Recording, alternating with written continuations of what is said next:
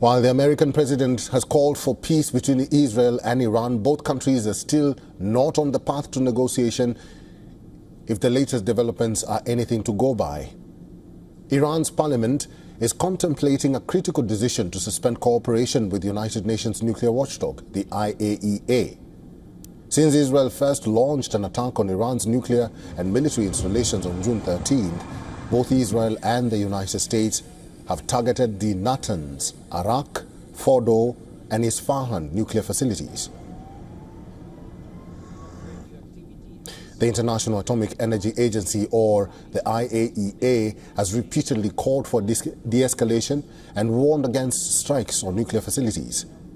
IAEA Chief Rafael Grossi had addressed the United Nations Security Council sessions on the escalations and had previously urged for restraint to allow for an inspection of Iran's nuclear sites. This comes just days after Iran's parliament was also considering passing a bill to withdraw from the treaty on the non-proliferation of nuclear weapons. The NPT bars member states that do not have nuclear weapons from acquiring them. The suspension of the treaty will free Iran of this obligation should it still choose to do so. On the other hand, Israeli defense forces have released a fresh warning for Iranians in Tehran. The post, in Persian, consists of fresh evacuation orders for civilians in District 3 in Tehran, indicating that more strikes are going forward.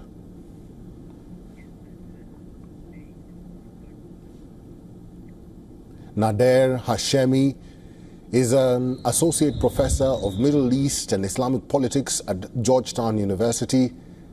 He's now joining us live from Australia. Mr. Nader, good to see you.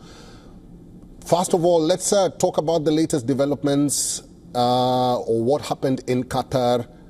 President Trump says that was a weak retaliation. He actually thanked Iran for telling him in advance that they're going to target the military bases in Qatar. What do you make of this latest development?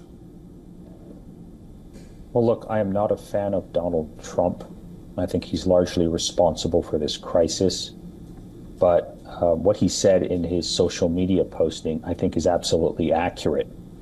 I think this was a weak response from Iran. I think Iran is looking for de-escalation.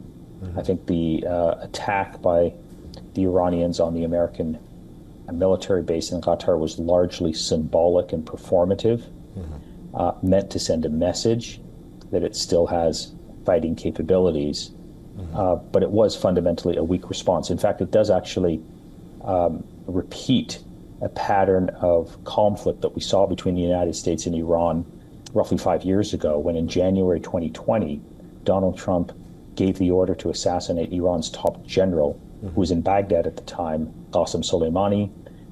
It was a huge blow to Iran. They responded by sending missiles at American military bases in Iraq. But they let the Americans know in advance that those attacks were coming because it wanted to send a message, but it didn't want to escalate.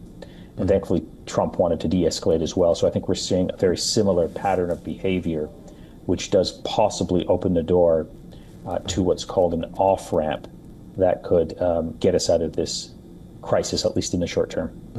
Tell us more about this so-called off-ramp, because as it stands right now, since Iran is seeking de-escalation, Israel doesn't seem to back down. That's a great question.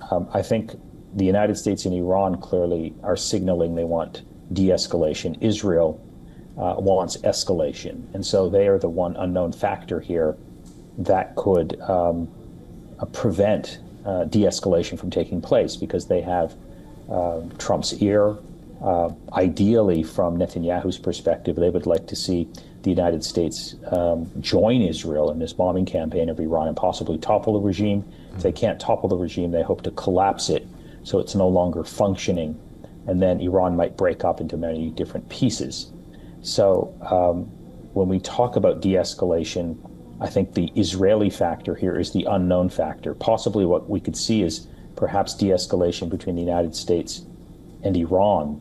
But if Israel keeps bombing Iran and Trump doesn't rein in Israel, then I think we're headed for escalation.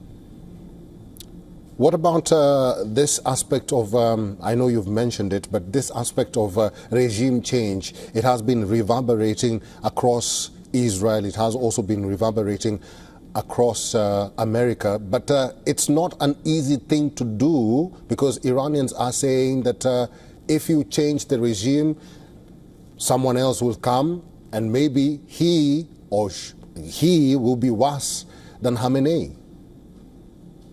Well, there's one issue as to whether it can actually be done militarily.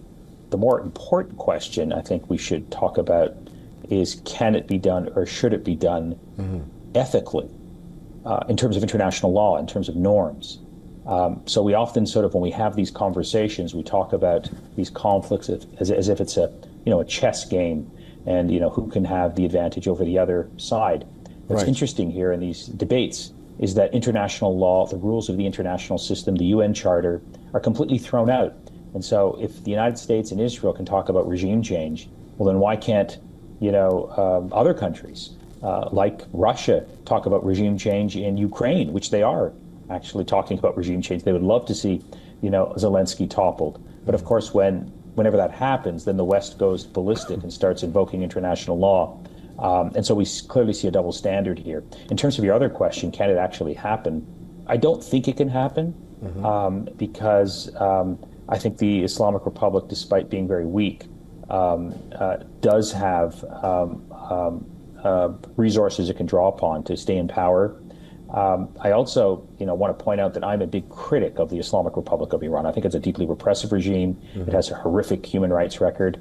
I would be the first person to celebrate if this regime were to topple, but I would like to see that happen not based on an external military bombing raid and demands from these deeply unsavory and unethical characters like Benjamin Netanyahu and Donald Trump calling for regime change. I would like to see a democratic transition take place in Iran based on the will of the Iranian people and through nonviolent means. Unfortunately, what we're seeing right now is this bombing campaign by the United States and Israel is undermining the internal struggle for democracy in Iran, and actually, I think, inadvertently strengthening the Islamic Republic, especially those hardline forces who are going to use this moment to crack down much harder on Iranian civil society.